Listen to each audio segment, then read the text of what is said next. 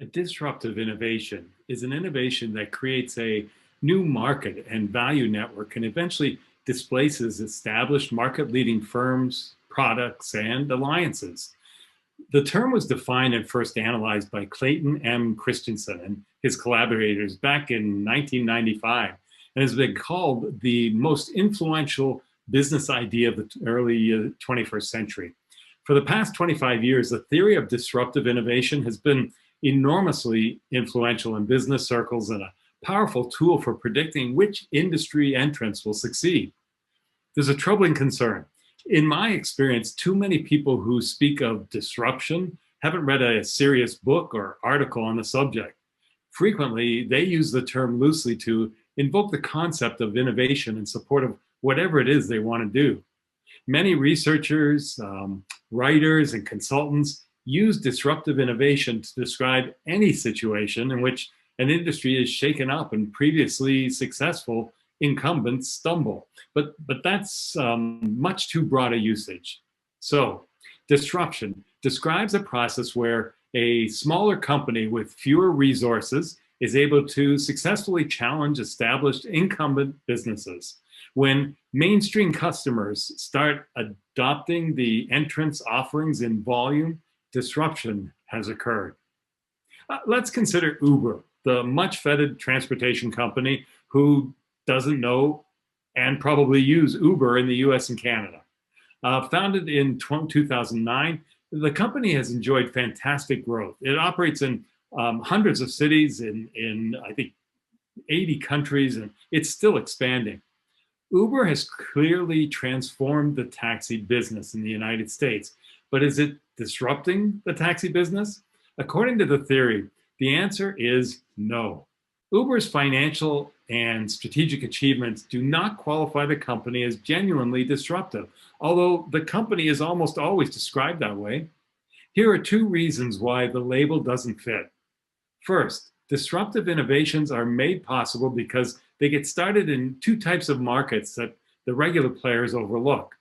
Low-end footholds exist because incumbents typically try to provide their most profitable and demanding customers with ever-improving products and services, and they pay less attention to less demanding customers. In fact, incumbents' offerings often overshoot the performance requirements of the latter. This opens the door to a disruptor focused at first on providing those low-end customers with a good enough product. And second, in the case of new market footholds, disruptors create a market where none existed. Put simply, they find a way to turn non-consumers into consumers. For example, in the early days of photocopying technology, Xerox targeted large corporations and charged high prices in order to provide the performance that those customers required. But school librarians, bowling league operators, and other small customers were priced out of the market. So they made do with carbon paper and remember mimeograph machines? Yeah. Then in the late 1970s, new challengers introduced personal copiers, offering an affordable solution to individuals and small organizations. And a new market was created. From this relatively modest beginning, personal photocopier makers gradually built a major position in the mainstream photocopier market that Xerox valued. A disruptive innovation, by definition, starts from one of those two footholds, but Uber didn't originate in either one. It's difficult to claim that the company found a low-end opportunity.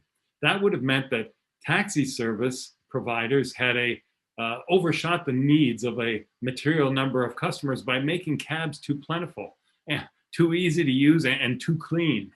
Neither did Uber primarily target non-consumers, people who found the existing alternative so expensive or inconvenient that they took public transit or drove themselves instead.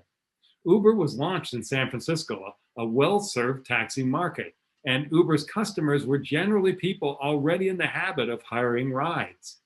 Uber has quite arguably been increasing total demand. That's what happens when you develop a better, less expensive solution to a widespread customer need. But disruptors start by appealing to low-end or unserved consumers, and then they migrate to the mainstream market.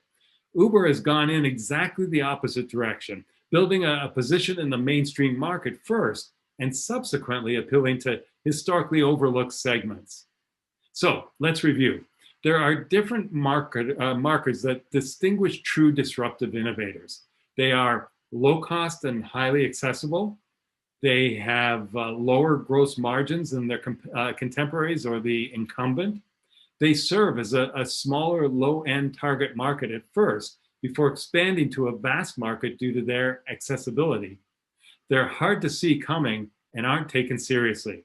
They quietly, slowly climb the ladder and can take years or decades to gain traction before they dramatically upend competitors. So what are some examples of companies who are disruptive innovators? How about Airbnb, VRBO? This is known as peer-to-peer, P2P commerce. Let individuals open up rooms in their homes or offer up plots of private land for camping, and visitors can book directly. Previously, travelers had to go through centralized companies like hotel chains to book an overnight stay. But P2P accommodation companies like Airbnb and HipCamp developed websites and apps where individuals could easily list cozy accommodations, promote their offerings, and chat directly with potential visitors. Another obvious example, retail medical clinics. Here's an example of a disruptive business model that's shaking up the hospital model and traditional doctor's offices.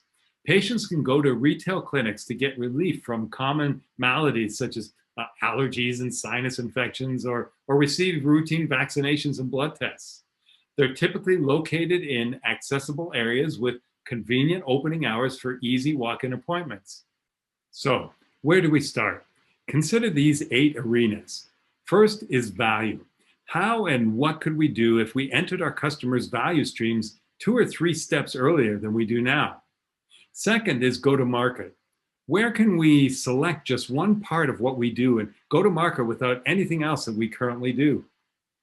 Third is size, structure, and scope. What best describes our organization size, structure, and scope? What are the opposites of those descriptors? How can we start behaving like the complete opposite of us company we just described? Fourth is core functions and process. What would it look like if we completely eliminated a core function of what we do now? Performed a core process completely differently? 5 is success factors. What would we do if we eliminated all these success factors from our brand to double or triple our size and value? Number 6 is industry factors. What can we scavenge from things we've tried that have never made it to market to create a brand new offering to disrupt our own industry? What markets could we enter where we have absolutely nothing to lose from breaking things? Number 7 is market entry. What elements characterize our market segment? What other markets have 1 or 2 of these elements? Which ones can we pick for a market entry at a rock bottom price? And last but not least, number 8 is new market expectations. Where could we challenge expectations by introducing what we do today as a viable solution in a market where it won't look or be priced like any other alternative available right now? You know, disruption is scary, but better to be the one doing the scaring. For an established brand, it's challenging to generate ideas for disrupting its own or even other markets. When a brand has invested a tremendous amount in a successful business model, it's scary to consider reworking what it does in radical new ways. But companies emerging with a disruptive mindset aren't approaching a brand's market with the same reservations, I guess, and hesitancies. If you're an established brand trying to become a disruptive strategic force, you need to identify a way to reimagine what you do, the value you provide, and how you go to market as if you were starting from scratch without preconceived notions. Look, there are many innovations that are transformative, that are undeniable improvements on the status quo, and that decimate their competitors and become the kings and queens of their industries. But not all of them are disruptive. True disruptive innovations are often hiding in plain sight, serving customers that companies in power aren't particularly motivated to attend to. But through steady improvement and a lot of patience, they climb and they climb until they're alone at the top.